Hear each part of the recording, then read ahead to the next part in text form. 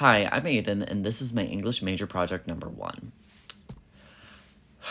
So, when thinking about our memory, we tend to think about our minds and the neurons that have stored our memories for long periods of time. I want to look into the effect of music on the mind and what specific sounds stimulate the brain and how that stimulation affects our perception of our environment and mood. Seeing that parts of the brain, like the hippocampus and the cerebellum, are stimulated by the auditory music and sounds, I wanted to look at how, as when we're growing as kids, the effects of music on the early developmental process. So I started my journey with a research paper and study done by John W. Flores and Danielle C. Miller in a research study where 9 children about 5 years old electrophysiological states were monitored during two different music conditions and compared. In the first sitting, the subjects were asked to sit back and relax while listening to music, and in the second sitting, subjects were asked to tap along to the beat of the music. In both of the musical conditions, the EEG recorded that during the experiments, they discovered that the kids when they were listening to the music, had significant increases in power levels within the right and left temporal lobes, which is associated with memory skills and learning. Although all of this data is definitely fascinating, I was still under the feeling that I was missing something. And I noticed that my research was a little bit small since it was only looking at children. So I tried to ask the question of how the brain is affected with music within all sorts of age groups. So I decided to look at a grouping of toddlers, teens, adults, and elderly subjects. So I found that in my first archive, the brain reactions to specific music and how it was shown to be an increase in theta waves in children's subjects. But I got more curious about this effect and if it's still shown across different age groups.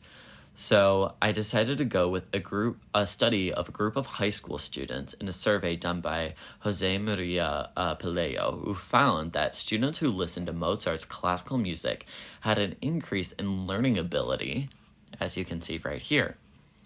An increase in learning ability within the classroom compared to students who didn't listen to Mozart's music. Though these findings are scientifically different from our first source, these still give us similar findings on how a person's mood, productivity, and education is affected on music.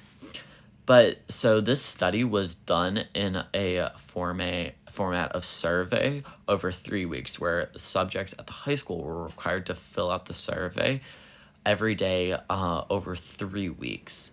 And they listened to 3 forms of music, which was classical, lo-fi, and just no music. And so at the end of the 3 weeks, there was a clear influx of productivity with students attention in class and having positive learning experiences over the 3 weeks compared to the other variables.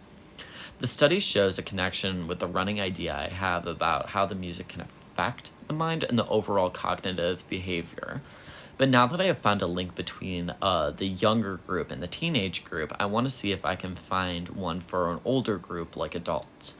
So after finding another source to link my question with the adult subjects, I was able to find a research study done by Sophia Seinfeld and others where they looked at the effects on the cognitive function, mood, and quality of life in older adults when they were learning music and practicing piano. So in this study, subjects were required to practice piano 45 minutes each day for 4 months, testing their levels of motor function, mood, and quality of life. And during these tests, the subjects would go through 9 phases, as you can see right here, of their learning ability. And at the end of the 4 months, they would see where they fall compared to one another. This phase system is designed to help improve listening and emotions of classical music.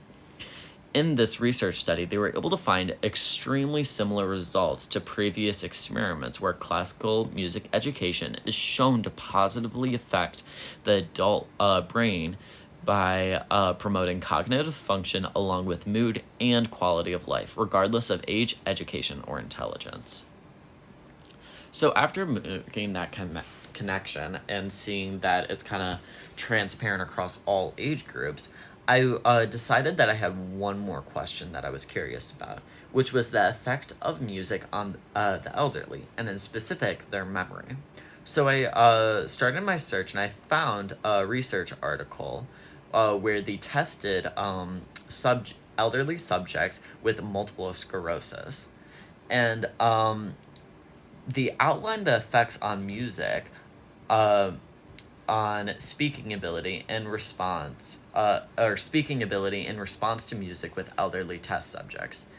In this experiment, researchers were able to find yet another correlation between the brain function ability and subjects who were in the music condition of the experiment were shown to have improved memory, word correlations, and speaking ability than subjects who were in the non-music portion. And this solidifies even more my previous findings, showing that music can serve as a stimuli for the brain and can enhance our function and processing ability, showing us the importance of everyday music.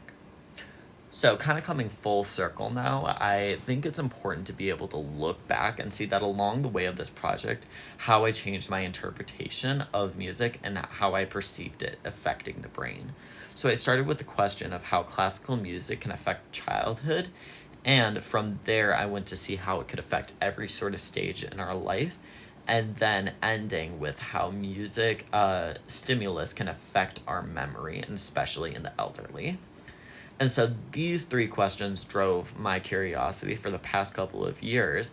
And now I feel like I'm starting to get a greater understanding of these topics and the overall musicology of the brain. But for something that I would maybe like to ask in the future is maybe some other effect of music therapy and what it can do to other like effects of people and not just the elderly. So here are my sources, but thank you for listening.